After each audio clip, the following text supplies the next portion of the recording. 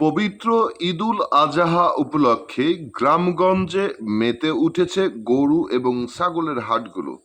ক্রেতারা ভিড় করছেন এবং আল্লাহকে রাজি খুশি করার জন্য মুসলিম ধর্মগ্রন্থের সকলেই যার যার সামর্থ্য নিয়ে ঝাঁপিয়ে পড়ছেন গরুর হাট বাজারে। এভাবেই সৃষ্টিকর্তার সন্তুষ্টি লাভের আশায় তারা গরু কেনা এবং কেউ কেউ গরু বিক্রিতে মেতে উঠেছেন। আমরা দর্শক মন্ডলী দেখাচ্ছি বরগুনা জেলার একটি ছোট্ট স্থান মন্নানাট হাটের দৃশ্য।